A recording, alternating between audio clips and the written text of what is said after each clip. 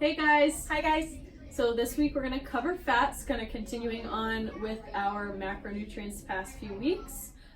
Fats are super important. They're another one of our macronutrients that provide energy. They support cell growth, super important for brain health, brain growth, heart health, hormone production, absorption of those fat-soluble vitamins, and it just acts as, a natural insulator for our body in general.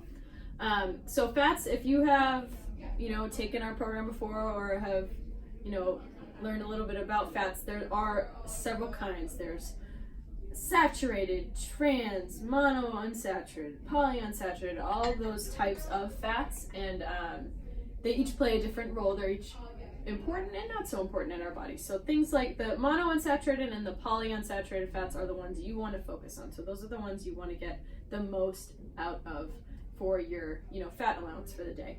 A little bit of saturated fat isn't an issue, and then trans fats are a no-go. You really don't want any of those in your diet at all. You get those healthy fats, those mono and polyunsaturated fats from things like avocados, nuts, olive oil, fish oils, fatty fish, things like that are really great for the diet, really help your body support that weight loss as well. Polyunsaturated fats actually have a very important role in fat loss themselves. So you wouldn't think that eating fat would help you lose fat, but in this case, it's definitely very important. Yep. And if you guys have noticed with your gram amounts that we give you, the fat grams are always way lower than the other two macronutrients. And that's because fat is a lot more dense, it's a lot more calorie dense than carbohydrates and protein. There's 9 calories in a gram of fat, so they're just more dense, so they add up really quick. So you don't need as many of them.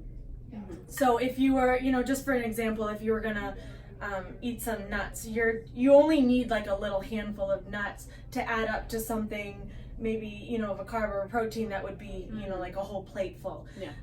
So we want you to get those fats in, but we also want you to make sure that you're doing it in moderation, because they do add up so quickly. They're so dense. Fats are in our foods. They help us, they help to fill us up, keep us full. They definitely make foods taste better. That's why they're in a lot of things. We like to cook with them, with those oils. Just try to make sure that you're using, the better oils when you're doing that. Yeah. Or adding those fats to our foods. Just do it in smaller amounts.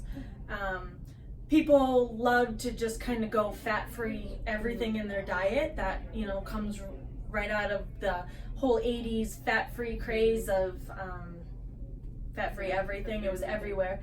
But we do need those healthy fats. So try to get some of those fats in your diet. If you are struggling and going over on your fat a lot and consistently, then use those fat-free things just, here and there. Just try not to do it for everything. So, a fat-free Greek yogurt is fine, and, a lower fat cottage cheese. A lot with the dairy. The dairy, we find a lot of the lower fats are okay, but with those nuts and the cooking oils and the fish and stuff, you're gonna get those healthy fats out of there anyways.